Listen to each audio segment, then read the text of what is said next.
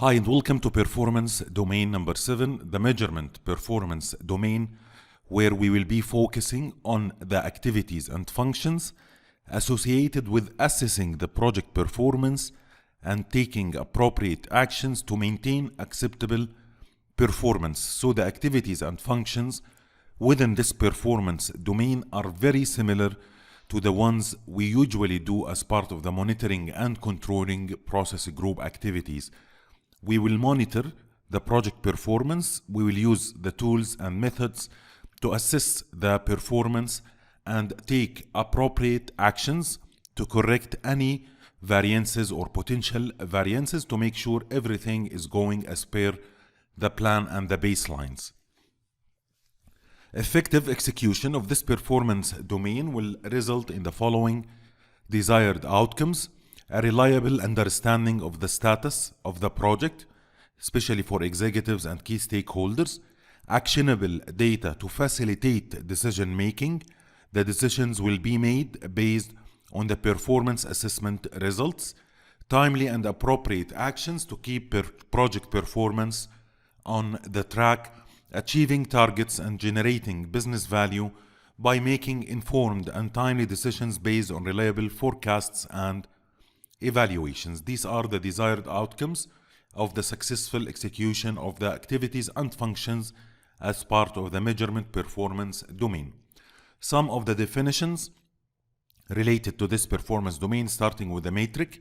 It's a description of a project or product attribute and how to measure it. So usually when we start the project, we plan for matrix, the matrix we will be using, and how to assess or measure our success at the end of the project. This can be done using the matrix. The baseline is the approved version of a work product used as the basis for comparison to actual results. So for example, if you want to assess your performance in terms of schedule management, we will compare our actual performance with the schedule baseline. So it's the approved version of a working product.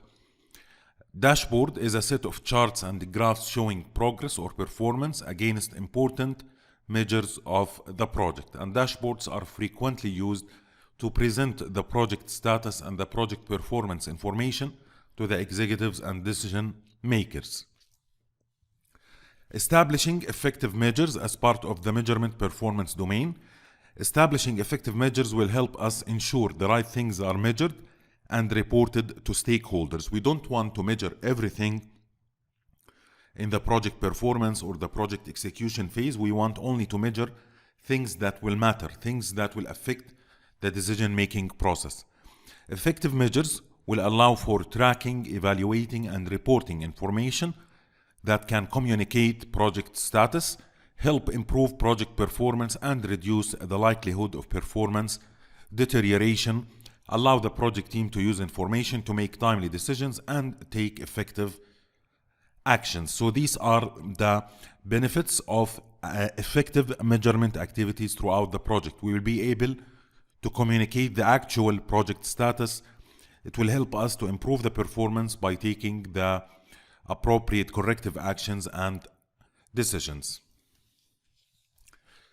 Now, key performance indicators is a term that is very important when we are talking about measurement or performance management. It's not only important in project management industry, it's important everywhere.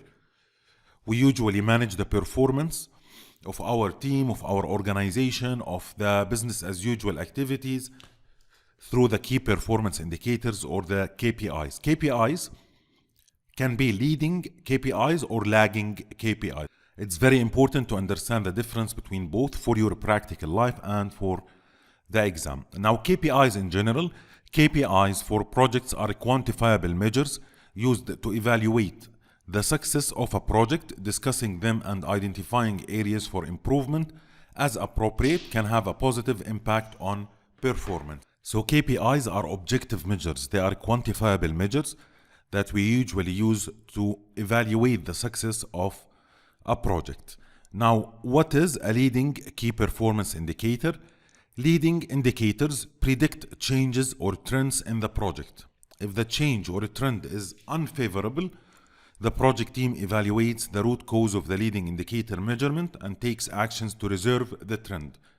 So leading indicators will provide you with insights based on predictions, based on trends. So you will be able to discover any potential variance from the planned measurement before it happens. This is why usually proactive project managers prefer leading performance indicators. Now, the lagging indicators will measure project deliverables or events that occurred already. They provide information after the fact. Lagging indicators reflect past performance or conditions. So, leading indicators will more focus on the predictions, on the trends, while lagging indicators will focus on the past or the deliverables that occurred already. Now, the level of measurability. Leading indicators may be quantifiable, such as the size of the project or the number of items that are in progress in the backlog.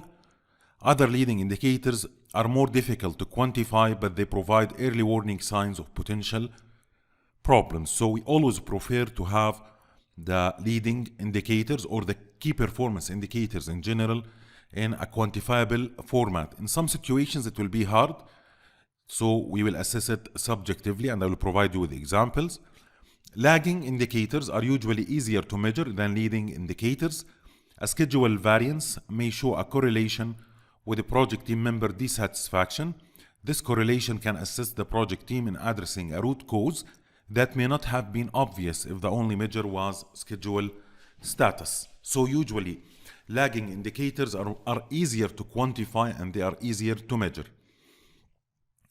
Leading indicators can be used, or it can reduce performance risk on a project by identifying potential performance variances before they cross the tolerance threshold, because they are based on predictions and trends. So we can avoid any potential variance before it occurs or before the threshold we agreed on is achieved. Lagging indicators can also be used to find correlations and relationships between outcomes and environmental variables. Examples of leading indicators: the lack of a risk management process. This is an example. Stakeholders who are not available or engaged, or poorly defined project success criteria are indicators that project performance may be at risk. So these are examples of leading key performance indicators. Lagging, you can find that lagging is more quantifiable, more easy to measure.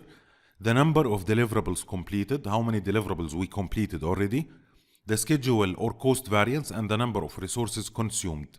So they are more quantifiable and easier to measure by the project manager and the project management team. These are the key differences between leading key performance indicators and lagging key performance indicators. Now, effective matrix or SMART. Measuring takes time and effort, which could otherwise be spent on other productive work. Therefore, project teams should only measure what is relevant and should ensure that the metrics are useful. We want to measure only things that will support the decision making, that will help us improve the project performance. Measurement, performance domain activities will consume time, so we want to do it very accurately. Now, the characteristics of effective matrix is following the SMART criteria. S for specific. Measurements are specific as to what to measure. Examples include the number of defects, the defects that have been fixed, or the average time it takes to fix defects. All these are examples of having a specific measurement. Meaningful. Measures should be tied to the project business case or baselines or requirements. It's not efficient to measure product attributes or project performance that do not lead to meeting objectives or improving performance. Achievable. The target is achievable given the people, technology, and environment. We want to put something that people can achieve. Relevant. Measures should be relevant. The information provided by the measure should provide value and allow for actionable information. Timely, as useful measurements are timely. Information that is old is not as useful as fresh information. Forward-looking information such as emerging trends can help project teams change direction and make better decisions. So this is the criteria you need to follow and develop a project matrix or a project measurement. Any measurement should be specific, meaningful, achievable, relevant, and timely. Some people prefer measurable instead of meaningful, agreed to instead of achievable, realistic or reasonable instead of relevant, and time-bound instead of timely, but they are almost the same meanings. Now, what to measure? What is measured? The parameters and the measurement method depend on the project objectives, the intended outcomes, and the environment in which the project takes place.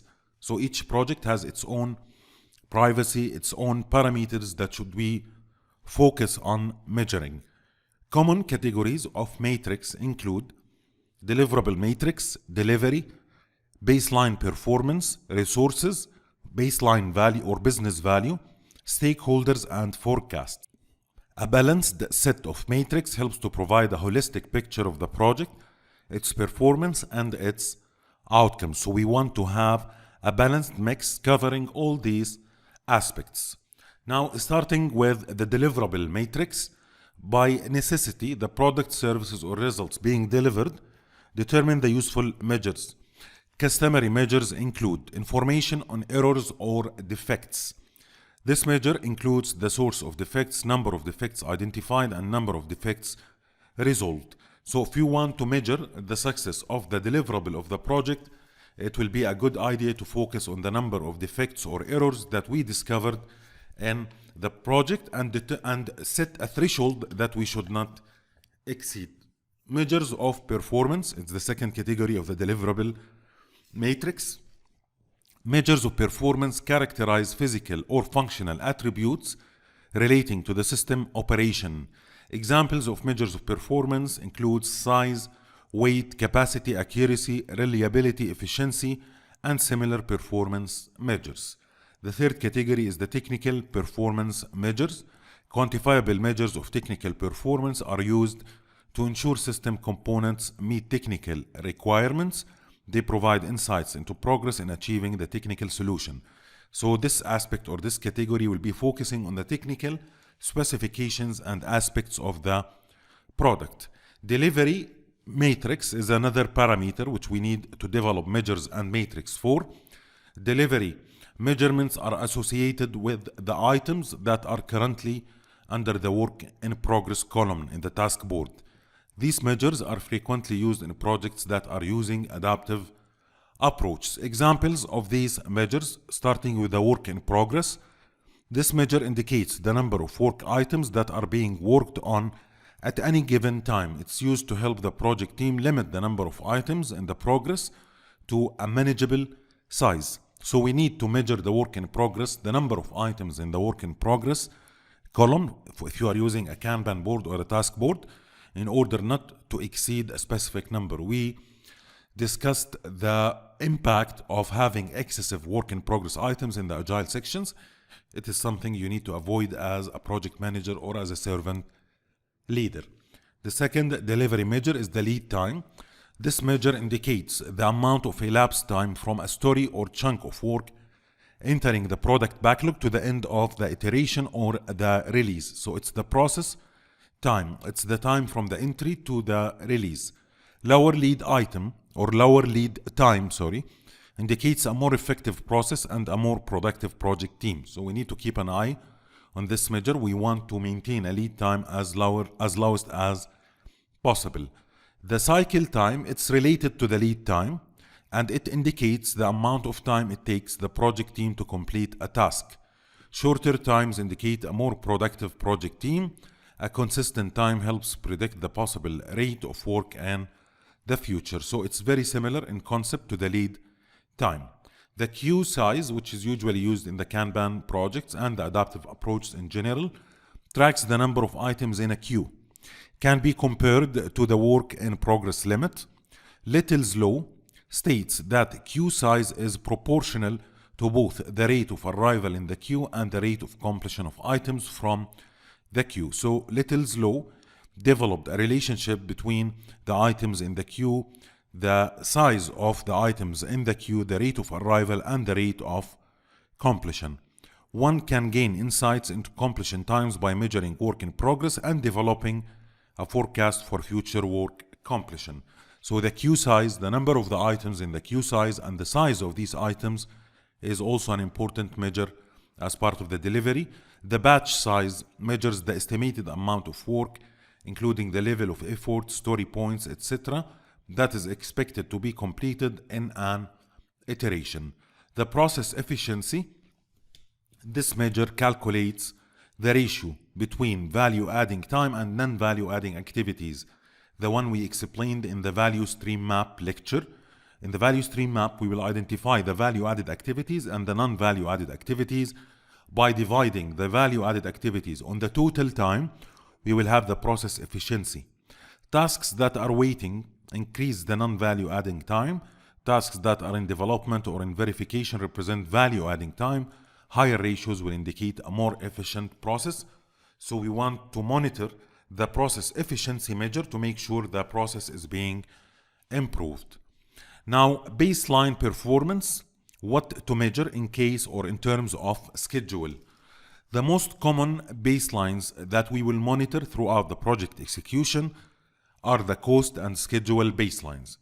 Projects that track a scope or technical baseline can use information in the deliverable measures. Most schedule measures track actual performance to planned performance that are related to the start and finish dates, comparing the actual start dates to the planned start dates, and the actual finish dates to the planned finish dates can measure the extent to which work is accomplished as planned. So if we planned an activity to start on 18th of Feb 23, and this activity started on 15th of March 23, this will give you an indication that there is a problem. There is an issue which we want to resolve.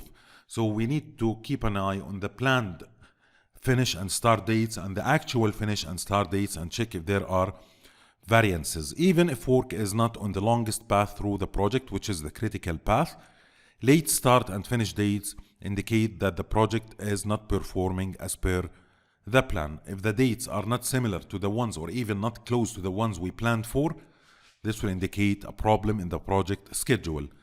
Effort and duration can be measured as well. Actual effort and duration compared to planned effort and duration indicates whether estimates for the amount of work and the time the work takes are still valid. The earned value management, including the schedule variance and the schedule performance index, are important, very important measures in terms of schedule and cost. A simple schedule variance is determined by looking at the performance on the critical path of the project, which is the shortest path or the longest path through the project, the shortest time at which the project can be completed. When used with earned value management, the earned value management will be covered in detail in the focus on math section. It's the difference, the schedule variance is the difference between the earned value of the project and the planned value. I will show you a figure now that shows an earned value graph illustrating the schedule variance. So how to calculate the schedule variance in your project? It's the difference between the earned value and the planned value. A negative schedule variance will provide you with a warning sign that you have a problem in your project schedule. Schedule Performance Index, or SPI, it's an earned value management measure that indicates how efficiently the scheduled work is being performed, and it can be obtained or calculated by dividing the earned value by the planned value. While measuring this metric, having an index of less than 1 is a warning sign about the project performance in terms of schedule. In an agile approach, we can measure the feature completion rates. Examining the rate of feature acceptance during frequent reviews can help assess progress and estimate the completion dates and costs of the project. Now, in terms of cost, we can measure the actual cost compared to the planned cost. This cost measure compares the actual cost for labor or resources to the cost we estimated at the planning phase of the project. Usually this term is referred to as the burn rate.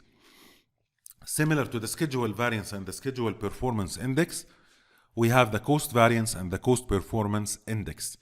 The cost variance is a simple cost variance is determined by comparing the actual cost of a deliverable to the estimated cost of this deliverable.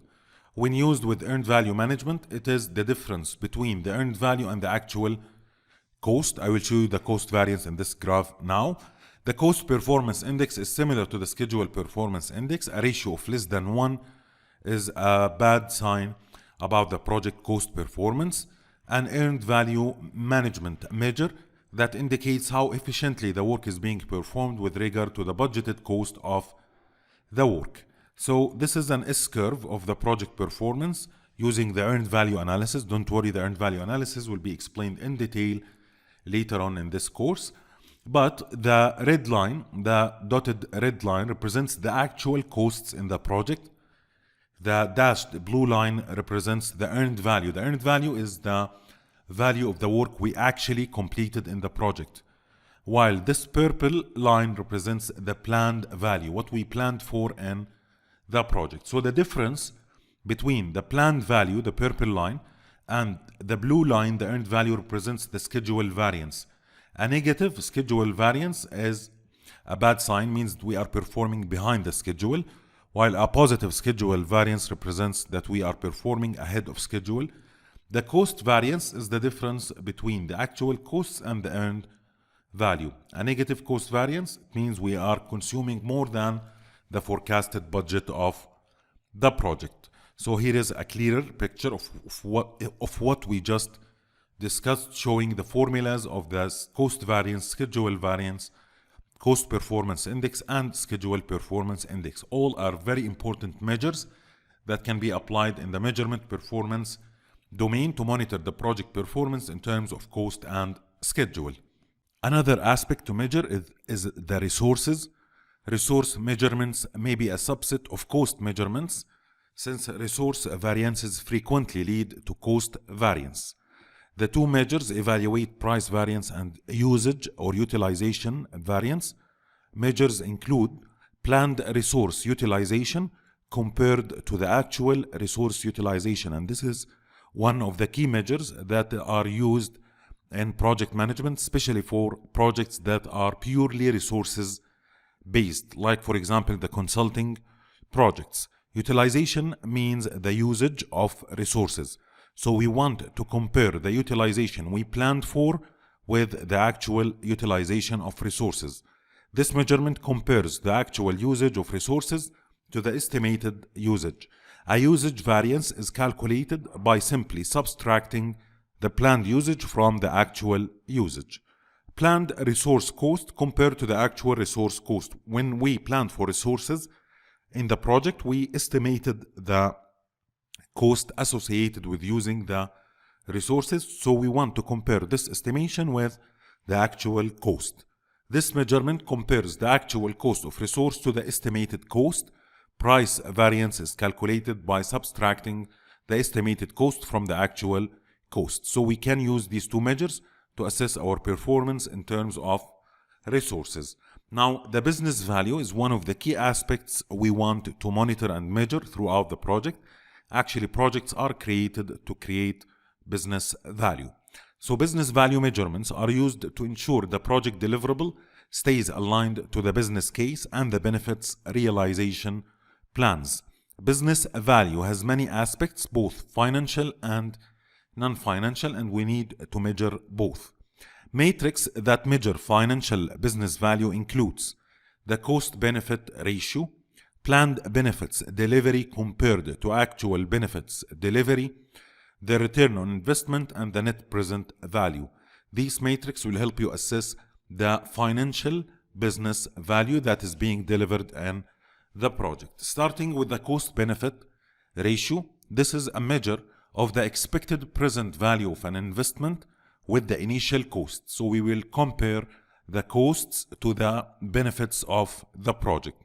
The cost-benefit ratio is used to determine if the costs of a project outweigh its benefits. So we simply want to compare the benefits to the costs we paid in order to develop those benefits. So having a cost-benefit ratio of more than 1, if the costs are greater than the benefits, the result will be a greater than 1. In this case, the project should not be considered unless there are regulatory, social good, or other reasons to do the project. So if the cost-benefit ratio is more than 1 and your intended outcome of the project is pure financial business value, this project should not be processed, or we should not proceed with this project. So the cost benefit ratio should be less than 1, unless you are doing this project for a regulatory demand, for something required by the government, or for a social need. Now, when the benefit cost ratio is more than 1, that means that the benefits are the numerator of the formula and the costs are the denominator, and it means that the benefits are greater than the costs. For this measure, if the ratio is greater than 1, then the project should be considered, as it means that the benefits are expected to be higher than the costs. The second measure is the planned benefits delivery compared to actual benefits delivery. As part of a business case, organizations may identify value as the benefit that will be delivered as a result of doing the project. For projects that expect to deliver benefits during the project life cycle, we want to compare the actual benefits to the planned benefits. If the actual benefits are more or equal the planned benefits, we should continue with the project. However, if the actual benefits are less than the planned benefits, we need to cancel or stop this project. The third measure to assess the business value in the project is the return on investment. ROI and net present value is the fourth measure. The return on investment, it's a measure of the amount of financial return compared to the cost of the project. If the ROI or the ROI is generally developed as an input to the decision to undertake the project. Usually the present value, the net present value, the payback period, benefit cost ratio, and ROI are all measures to decide if we should proceed with a proposed project or not. There may be estimates of return on investment at different points in time across the project life cycle. By measuring the ROI throughout the project team can determine if it makes sense to continue the investment of organizational resources or we should stop with this investment. The net present value is the difference between the present value of inflows, the revenue of capital, and the present value of the outflows of capital over a period of time. So this metric will compare the present value of the revenue to the present value of the cost. Net present value is generally developed when deciding to undertake a project. By measuring the net present value throughout the project team can determine if it makes sense to continue the investment of organizational resources. So both metrics are usually used to assess a group of projects and to decide which projects we should proceed with. However, using them throughout the project lifecycle and measuring them on a continuous basis can help us in taking a go, no-go decision in the project. Now, how to measure the stakeholders' satisfaction? So stakeholder satisfaction can be measured with surveys or by inferring satisfaction or lack thereof and by looking at related metrics. Some of the metrics that can help us measure the satisfaction of stakeholders is the Net Promoter Score or NPS. Measures the degree to which a stakeholder is willing to recommend a product or service to others.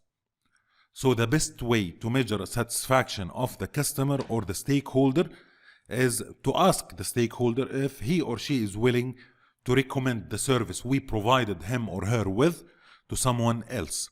It measures a range from -100 to +100. A high Net Promoter Score not only measures satisfaction with a brand, product, or service, also it can be an indicator to customer loyalty. People can be categorized into 3 categories using the Net Promoter Score: the detractors, the passives, and the promoters. The mood chart or board is another way to measure the stakeholders' satisfaction. A mood chart can track the mood or reactions of a group of very important stakeholders. We cannot apply the mood board to a large number of stakeholders, so we will focus on the high priority stakeholders. At the end of each day, project team members can use colors, numbers, or emojis to indicate their frame of mind. Side figure shows a mood chart using emojis. Tracking the project team's mood or individual project team members' mood can help to identify potential issues and areas of improvement. So it's a simple collaborative tool to monitor the emotions and the feelings of the key stakeholders in the project and take appropriate actions according to this monitoring framework. The morale of the stakeholders can also be used to measure their satisfaction. Since mood boards can be subjective, another option is to measure the project team morale. This can be done by surveys asking project team members to rate their agreement on a scale of 1 to 5 to statements such as, we can ask the project team members, I feel my work contributes to the overall outcomes, and he or she should answer with 1 is not satisfied or I disagree, and 5 is I fully agree. I feel appreciated. I am satisfied with the way my project team works together. Examples of these questions can help us assess the team morale. The turnover, it's very important, and usually there is a question that comes in the exam about this term. Team turnover is the rate at which people leave the team, simply. The rate at which people leave the team. Sometimes when you apply for a company or you have been approached by a company and you ask about this company in the market, some people will tell you that there is a high turnover. This might be a bad indication about the organization or the company.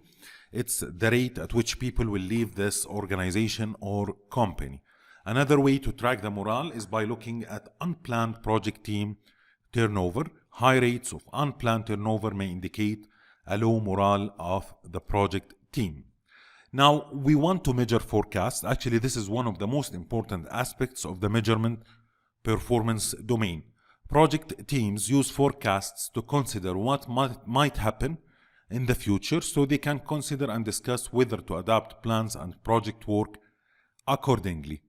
Qualitative forecasts, they are forecasts that can be subjective or qualitative, such as using expert judgment about what the future will hold.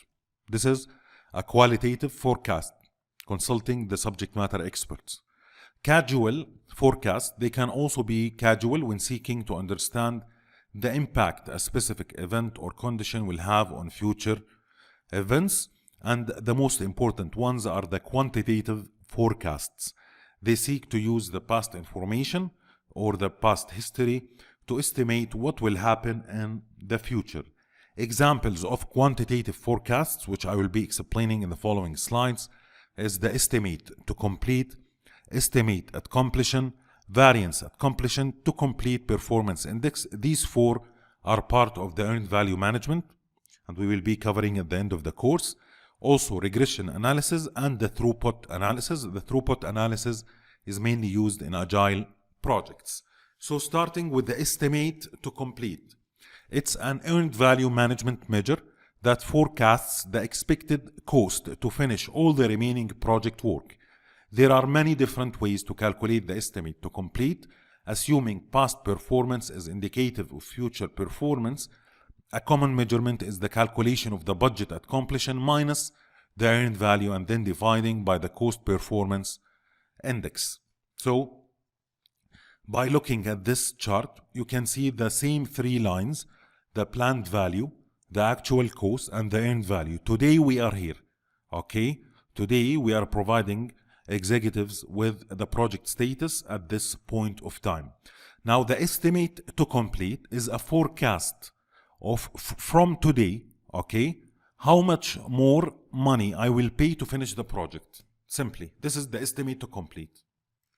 From today till the remaining of the project, how much money I need to pay to finish the remaining part of the project. Now, how to calculate, what formulas to use, all this will be covered in the Focus on Math section. I want you now just to understand these matrix. The estimate at completion, okay, is what we are expecting our project to cost at the end of it. It's not the same as budget at completion. Budget at completion is what we planned for at the beginning of the project. At the early phases of the project, we developed an estimate of how much we are expecting this project to cost us. But at the end of the project, there will be another estimate. It's rarely, actually, a very low percentage of projects that finish with the exactly budget at completion. So there will be always a difference between the estimate at completion and the budget at completion. The estimate at completion is a forecast of how much we are expecting our project to cost us. the estimate to complete is also a forecast. Now the estimate at completion, this earned value management measure forecasts the expected total cost of completing all the work. So the estimate to complete from today till the end of the project, how much we are expecting to pay. While the estimate at completion, at the end of the project, how much you are expecting your project to cost the organization. There are many different ways to calculate the estimate at completion. Actually, there are 4 formulas to measure this forecast, and all will be covered in the Focus on Math section. Assuming past performance is indicative of future performance, a common measurement is the budget at completion divided by the cost performance index. This is one of the 4 formulas you can use to estimate the estimate at completion. Another 2 matrices that are both forecasts. The first one is the variance at completion, an earned value management measure that forecasts the amount of budget defect or surplus. It is expressed as simply the difference between the budget at completion, the figure we planned for from day one in the project, and the estimate at completion. So the difference between the figure we planned for at the early phases of the project and the forecast we estimated, the estimate at completion, is known as the variance at completion. Having a negative variance at completion means the project will cost us more than what we planned, while having a positive variance at completion means that the project will cost us less than what we planned. To complete performance index is another metric, important forecasting metric. TCPI, it's an earned value management measure that estimates the cost performance required to meet a specified management goal. Simply, it's the ratio of the cost to finish the outstanding work to the remaining budget. The cost to finish the remaining part of the project divided by the remaining budget of the project. Having a TCPI of more than 1 means that we are not progressing as per the plan. All these forecasts, how to develop them, what formulas to use, will be covered later on in the Focus on Math section. Another forecasting measure is the regression analysis. Actually, it's a commonly used project management technique. It's an analytical method where a series of input variables are examined in relation to their corresponding output results in order to develop a mathematical or a statistical relationship. So if we want to develop a correlation or a relationship between 2 variables based on the past history, we can use this regression analysis. The relationship can be used to infer future performance of the project. So this is an example of a linear regression analysis. Throughput analysis, that is usually used in agile projects. This analysis or this analytical method will assess the number of items being completed in a fixed time frame. Project teams that use adaptive practices use throughput matrix, such as comparing the completed features with the remaining features. The velocity is an example of the throughput analysis. The velocity we covered earlier in the agile sections, and the story points as well, to evaluate their progress and estimates likely completion dates. Using duration estimates and burn rates of stable project teams can help verify and update cost estimates. These are examples of the throughput analysis, how to measure the team velocity, and comparing the planned velocity to the actual velocity, and comparing the features remaining to the features completed. So throughput analysis will focus on the number of items that is being completed in a fixed time box, like the iteration or the sprint. Now, after measuring all these measures and matrix, how to present this for executives and senior management. The measures being collected are important, but what is done with the measures is just as important. For information to be useful, it has to be timely, accessible, easy to absorb and digest, and presented so that it correctly conveys the degree of uncertainty associated with the information. Visual displays with graphics can help stakeholders and executives absorb and make sense of information. Actually, developing a catchy visual presentations is a very important skill of the project manager. Measuring the matrix is something, and presenting the results in a nice visual presentation to the executives and decision makers to support decision making is another important aspect. Now, how to present information? It can be using dashboards, using information radiators, and using visual controls. So starting with the dashboards, a dashboard can be defined as a common way of showing large quantities of information on a matrix is a dashboard. So this is a dashboard showing large quantities of information in a single page. Dashboards generally collect information electronically and generate charts that depict the status of the project. Often dashboards offer high-level summaries of data and allow drill-down analysis into contributing data. Side figure provides an example of a dashboard. So this is a dashboard showing the project name, showing the sponsor, start and end dates, the date on which this dashboard was created, who is the project manager, what's the status of the schedule, resources, budget, what are the key activities. You can present as much information as you want as long as this dashboard is simple and easy to understand. Examples of dashboard components includes stoplight charts, the RAG, red, amber, and green, bar charts, pie charts, control charts, and text explanation for any measures that are outside the established thresholds. So what you should present in this dashboard is something that you should agree on with your executives and sponsors. Another method is the information radiators that are used in agile projects and adaptive approach, and this was covered earlier in the agile sections. They are also known as big visible charts, information radiators. They are visible physical displays that provide information to the rest of the organization, enabling timely knowledge sharing. Information radiators, they are posted in a place where people can see information easily rather than having information in a scheduling or reporting tool. So we just want to display this information radiator in the common areas of the project or in the corridors. Big visible charts should be easy to update, and they should be updated frequently. They are often low technology and high touch. So usually they are simple whiteboards, in that they are manually maintained rather than electronically generated. Side figure shows an information radiator associated with work completed, work remaining, and risks. So this is an information radiator showing part of the risk register, and these burn charts, burn down showing the remaining, and burn up showing what we completed so far. The third way of presenting information is the visual controls. In lean environments, information radiators are known as visual controls. They illustrate processes to easily compare actual against expected performance. Visual controls show a process using visual cues.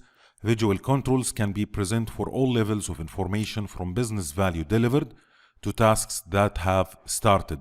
They should be highly visible for anyone to see. Visual controls mainly are task boards or Kanban boards, burn charts, and other types of charts. The task board or the Kanban board, which we discussed earlier in this course, a task board is a visual representation of the planned work that allows everyone to see the status of the project tasks. A task board can show work that is ready to be started in the to-do column, work in progress, and work that is completed. Here, this Kanban board or task board is showing the ready items to be developed, the items in the development and the unit testing, the items in the development and are done, the items in the system test, and the items that are done. A task board allows anyone to see at a glance the status of a particular task or the number of tasks in each stage of work. Different color sticky notes can represent different types of work, and dots can be used to show how many days a task has been in its current positions. So it can be tailored. It can be used to monitor the number of items in each column and how much time each item was in this current status. Flow-based projects, such as those that use the Kanban boards, can use these charts to limit the amount of work in progress.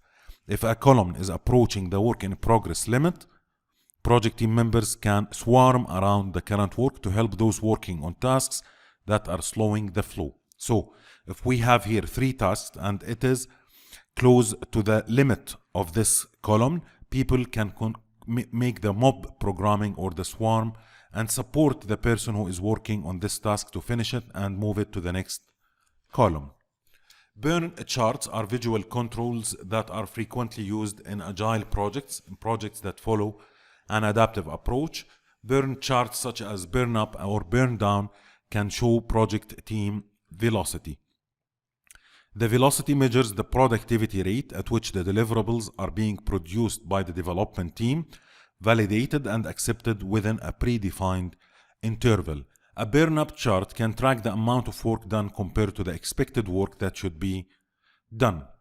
The burn-down will show you the number of story points remaining or the amount of risk exposure that has been reduced. So this is the burn-up and the burn-down charts. The burn-up will show you the amount of work completed, while the burn-down will show you the number of story points remaining in the project.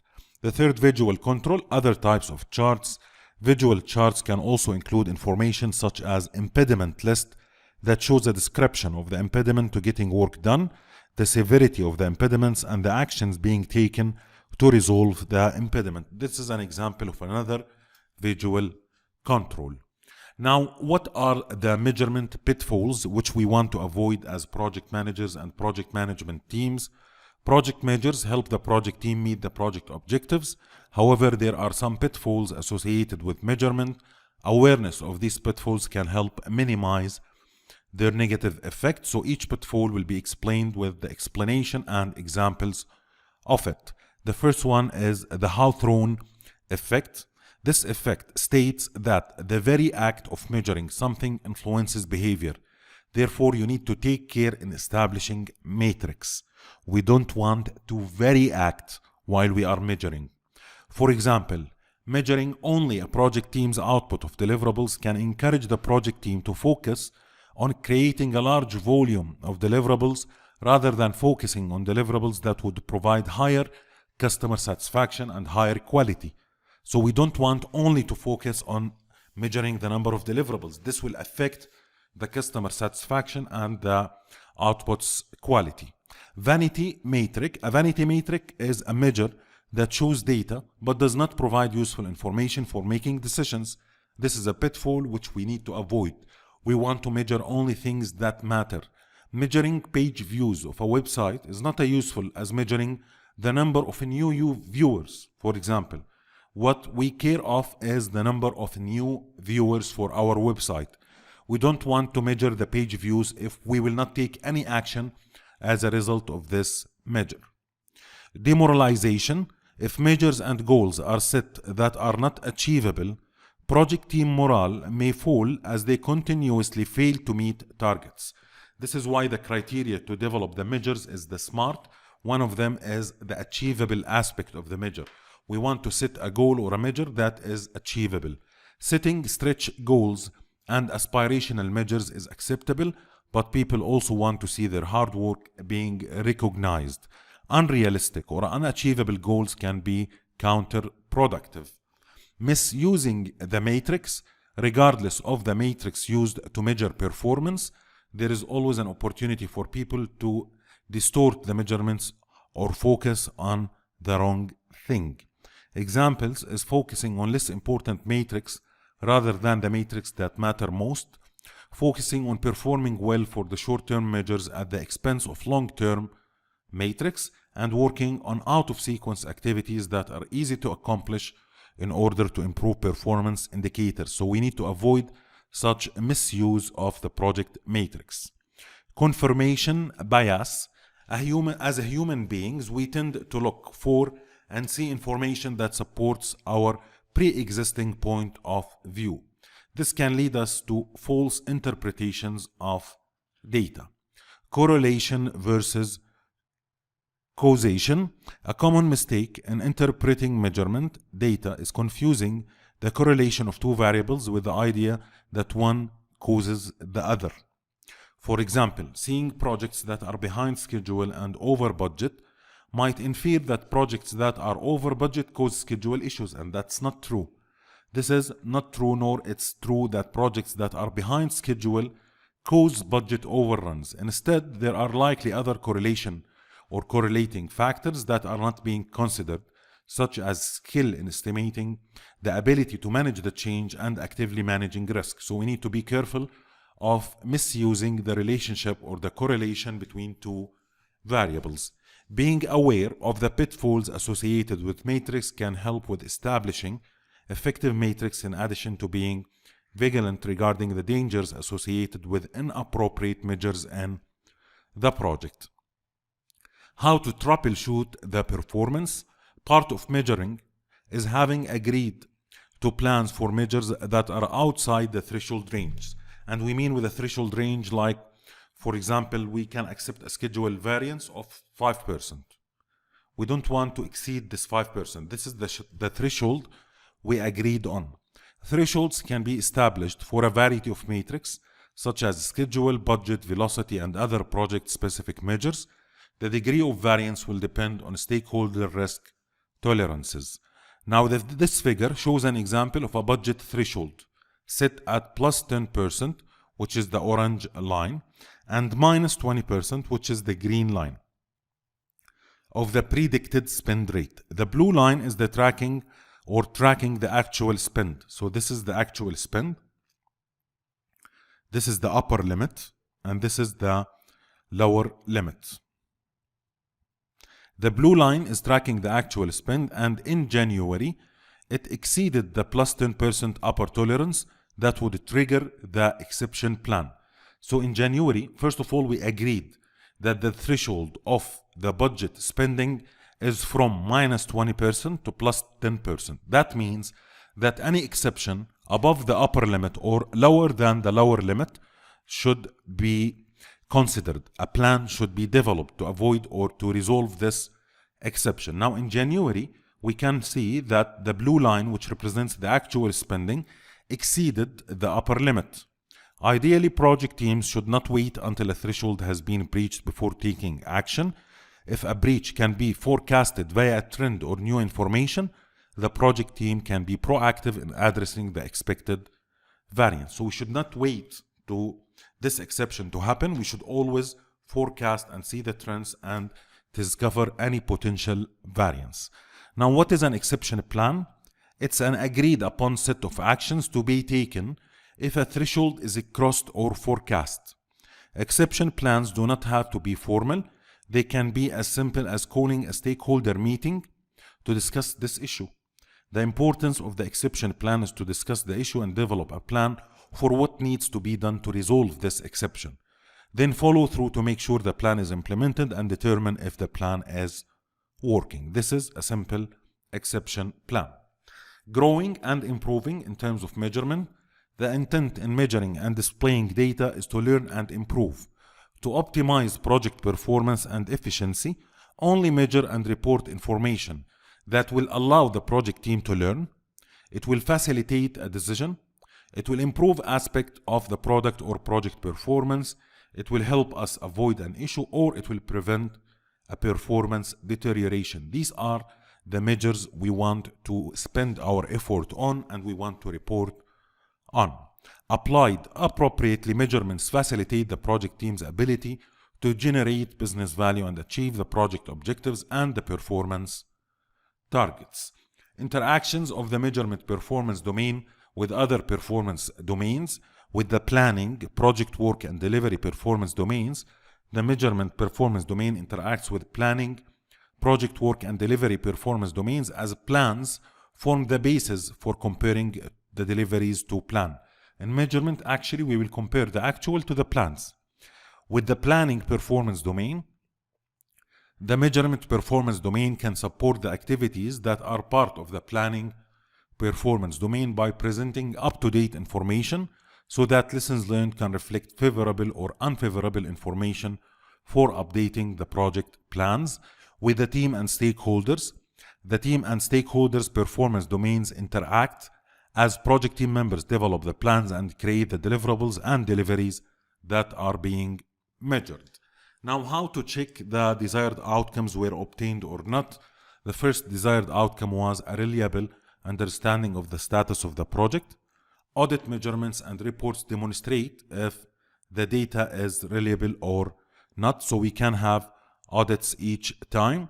Actionable data to facilitate decision making. Measurements indicate whether the project is performing as expected or if there are variances, timely and appropriate actions to keep project performance on track. Measurements will provide leading indicators and/or current status leads to a timely decision and actions. And finally, achieving targets and generating business value by making informed and timely decisions based on reliable forecasts and evaluations. We will review the past forecasts and current performance demonstrates if previous forecasts reflect the present accurately, comparing the actual performance to the planned performance, and evaluating business documents will show the likelihood of achieving intended value from the project.